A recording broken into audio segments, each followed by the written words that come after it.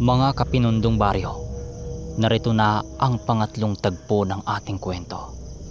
Matapos kunin ni Fidel ang kanyang tandang, agad naman niya itong ibinalik sa kulungan. Nang biglang lumapit sa kanya si Don Pablo at nagtanong kung kanino yung itim na manok na bumali sa panabong niya. Ang sabi naman ni Fidel kay Don Pablo, sa kanya yon. Nakita ko ang malaking potensyal ng manok na yun sa laban. Sabihin mo, iho, papayag ka bang isasali natin yan sa laban ngayon? Wika nito. Hindi, Manong. Walang kwenta yung manok na yon. Tagalogin lang yun eh. Kung gusto mo, yung dalawa na lang na dala ko. Sagot niya. At pumayag naman si Don Pablo. Habang kinuha niya ang dalawa sa mga manok niya, lumapit sa kanya yung katiwala ng amo niya. Hoy, Fidel! Siguraduhin mo lang na mananalo yung manok mo, ha? Kapag kami ipapahiya mo kay Don Pablo, ako mismo ang kakatay sa mga manok mo. Tandaan mo yan. Sabi nito. Siya naman po ang nag-alok sa akin, Mang Ilyong eh. Hindi po ako namimilit. Wika niya. Oo nga. Siguraduhin mo lang na mananalo yung manok mong ibinibida. Kundi lagot ka kay boss. Wika ni Mang Ilyong. Lumipas ang mga oras.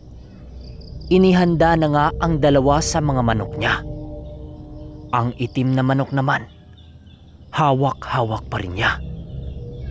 Hanggang sa mailaban na ang dalawa sa mga manok niya. Pero sa kasamaang palad, parehong natalo at namatayon. Ang lakas lang palang mambali ang mga manok mo, bata. Pero kung sa totoong laban, bulok pa sa lahat ng bulok. Wika ni Don Pablo sa kanya na siya namang ikinalangkot ni Fidel at ikinahiya.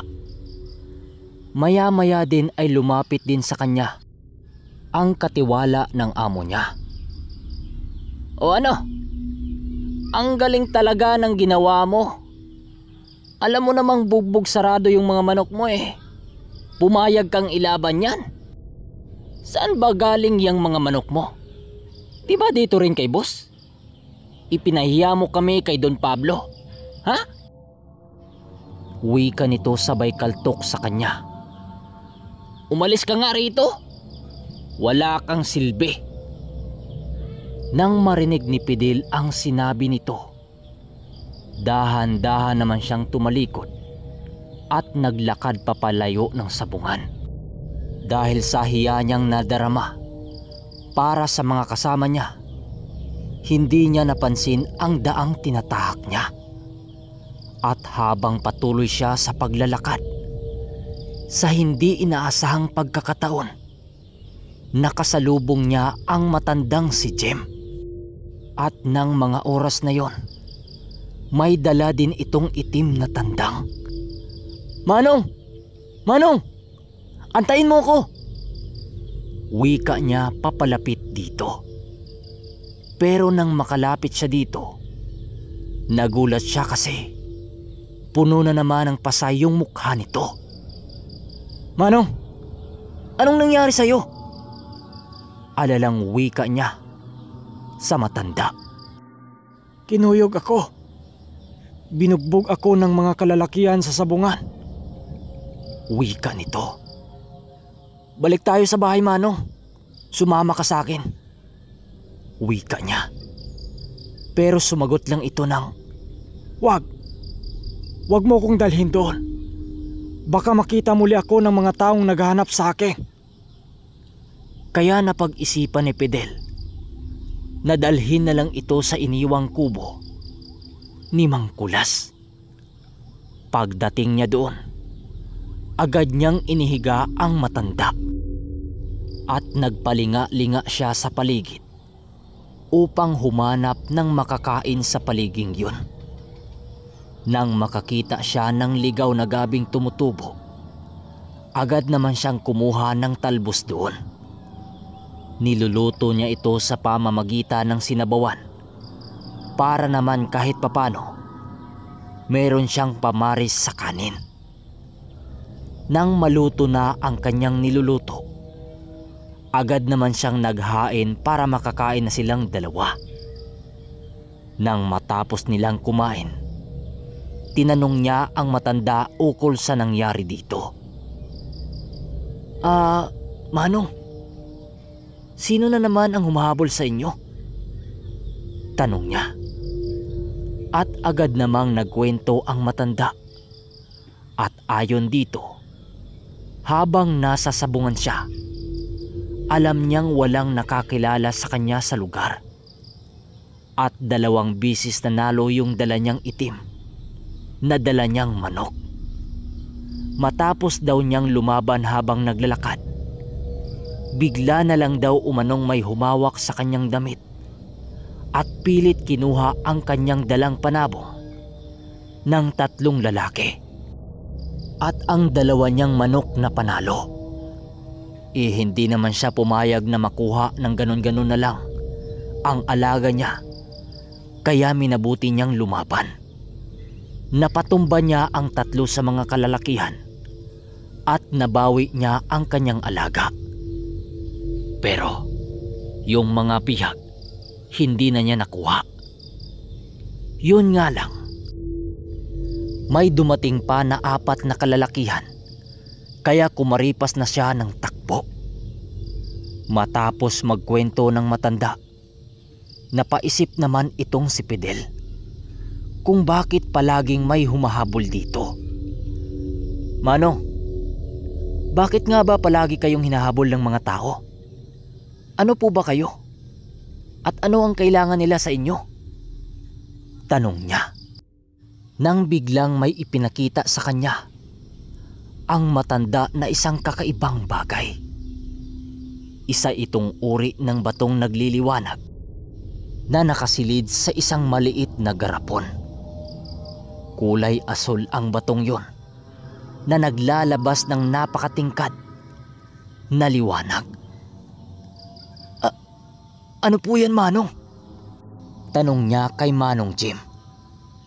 Ito ang habol ng mga kalalakihang yon, Fidel. Ito ay ang bertud ng itim na manok na hawak-hawak ko ngayon at yang sayo. Kapag nawala sa akin ang batong ito, maglalaho din ang mga manok na ito. Alam kong sino ang mga kalalakihang yon. Mga alagad yun ng karibal ko sa aking tagapagturo.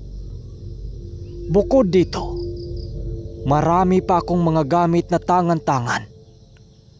Pero ang batong ito, ang pinakahabol-habol nila. Dahil sa kakaibang taglay nito. Kahit na anong uri ng pakipaglaban ang susuungin mo, hinding-hindi ka niyan iiwan. At bibigyan ka nito ng pambihirang lakas. At salamat sa kabaitan mo, iho. Ayos lang yun. Magkaibigan naman tayo, di ba? Iniwan mo nga sa akin tong alaga mo. Kaya nadala na silang umabuso sa mga manok ko. Ano? Nagagamit mo na ba? Wika nito. Nagagamit ko na ho ng isang beses. Kaya yun, hindi na sila umulit. Binalian ba naman yung manok nila eh. Kaya lang, Manong, nadali yung 2 kong manok na inilaban ko. Kaya mas lalong nagalit sa akin si Mang Ilyong. Kaya yun, nilait-lait at kinaltukan ako. Sagot niya. Sabihin mo, gusto mo ba talagang maging dalubhasa sa larangan ng sabong? Tanong ng matanda. Oo naman, Manong. Pero paano ko naman yun gagawin? Sige, may habilin ako sa'yo. Huwag mo itong ipahalatang marunong ka sa mga dasal. At saka, huwag kang magyayabang sa kapwa mo. Ipakita mo lang na may alam kang konti. At saka, huwag mong ipapaalam sa iba ang nalalaman mo tungkol dito, ha? Dahil hindi lang ikaw, ang may alam ng ganito. Marami na ang naglipa ng mga salamangkero sa mga sabungan.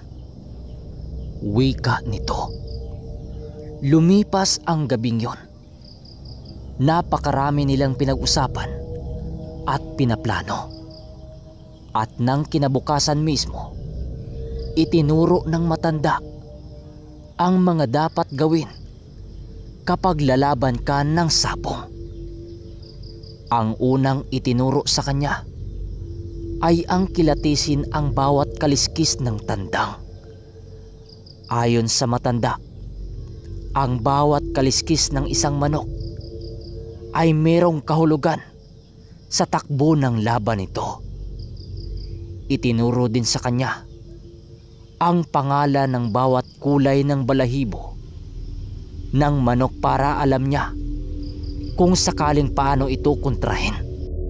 At pangalawa, ang pagbigkas ng mga salamangkang dasal kung sakaling mapapalaban siya sa kapwa niya salamangkero.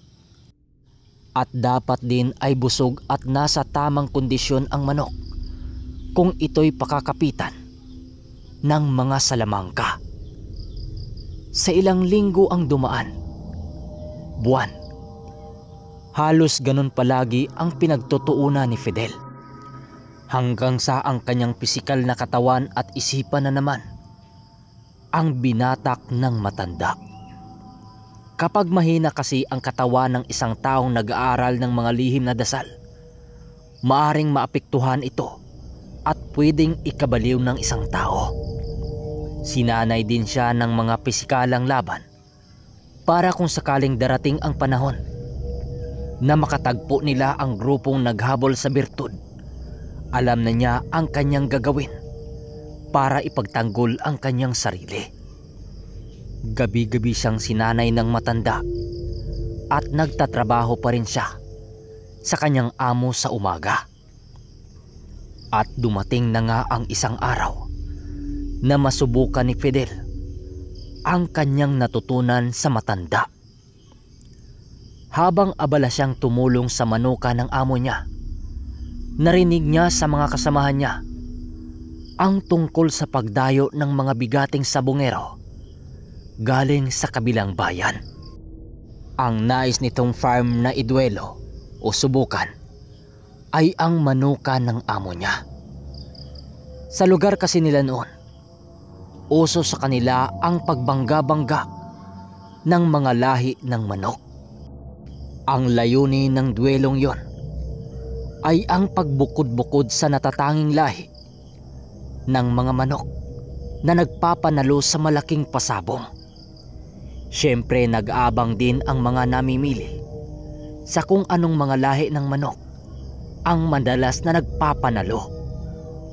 Kaya nung araw na yon, maiging naghanda ang grupo ng amo niya. Hanggang kinabukasan, dumating na nga ang panauhing nagmamay-ari din ng mga nagsisilakihang manukan. At kasama ng mga ito ang mga taong bayan na hilig din sa ganong larangan. Paglapit ng pinakapinuno ng samahang yon, ay nagwika ang amo ni Fidel ng, "Bakit mo naisipang gawin ang bagay na ito, Don Lucio?" At sumagot naman si Don Lucio, "Halos lahat ng magmamanok dito sa ating bayan ay nakipagsagupaan na sa aking mga palahing manok. Maliban na lang dito sa lugar ninyo. At para mapatunayan na may maibugayang mga palahi nyo, kailangan nating idwelo ang mga ito." Wika ni Don Lucio. "Kung yan ang gusto mo, para mapatunayan sa taong bayan kung sino ang may malakas na mga panlaban, hindi kami aatras dyan. Ilyo, ilabas mo ang mga panlaban natin." Utos ng amo ni Fidel.